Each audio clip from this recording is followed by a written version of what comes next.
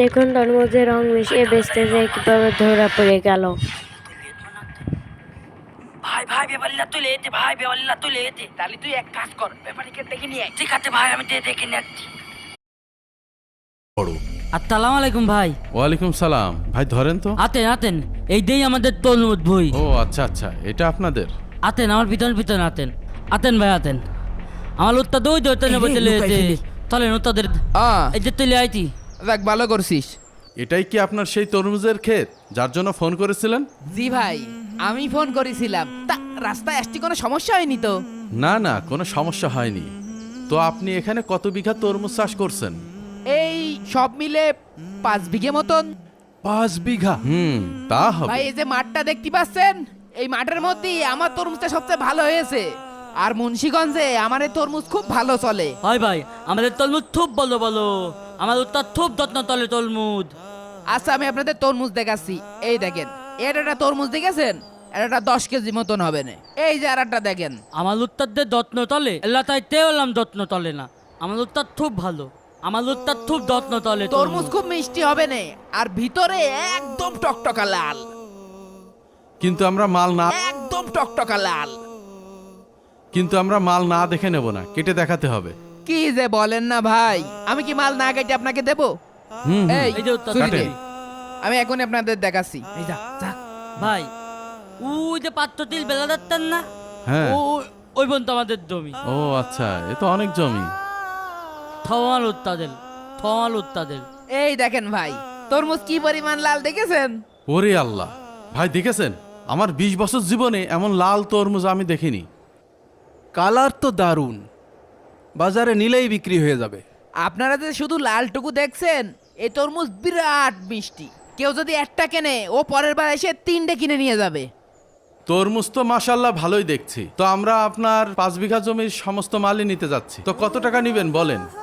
5 বিঘে ভুই, বিঘেতে আপনি 1 লাখ টাকা করে দেবেন। 5 বিঘেতে 5 লাখ দেবেন। 5 বিঘা ভুই 5 লাখ টাকা, অনেক বেশি হয়ে যায়। আমরা যাতে নিতে পারি সেরকম একটা দাম বলেন। এই যে তরমুজ দেখতে পাচ্ছেন, বাংলাদেশের কোনো আড়ত মালিক এই তরমুজ দিতে পারবে না। যেহেতু আপনি এত করে বলছেন, আপনার সম্মানের দিক তাকিয়ে ভাই 50,000 টাকা কম নেব, 4.5 লাখ টাকা দেবেন। আচ্ছা ঠিক আছে, তবে আমার একটা শর্ত আছে। কি শর্ত? আপনার এই 5 বিঘা জমির পুরা মাল আমাদের ঘুরাই দেখাতে হবে। যদি সাইজ ঠিক থাকে আর আমাদের যদি পছন্দ হয় তাহলে আমরা নিব। অবশ্যই মাঠের পর মাঠ তরমুজ লাগাই থুইছি, দেখবেন, দেখে শুনে তারপরে নেবেন। এই মন্টু, জি উত্তর। তুই এখনো এখানে দাঁড়ায় রইছিস? যা, সারা গরমের ভিতরে এসে যা ওনাকে জন্য ঠান্ডা নিয়ে আই। হাবলা কনকে। আচ্ছা ভাই আপনারা থায়াই বতেন, আমি আছি।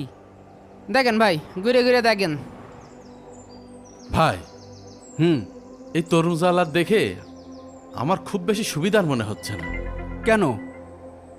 দাড়ি টুপিওয়ালা লোক দেখে তো বিশ্বাসই মনে হয়। হুম, আপনি জানেন না, এই দাড়ি টুপিওয়ালা লোকদের মানুষ বিশ্বাস করে বলে এই চোর বদমাইশরা দাড়ি টুপি মাথায় দিয়ে মানুষের সাথে প্রতারণা করছে। সাংঘাতিক ব্যাপার।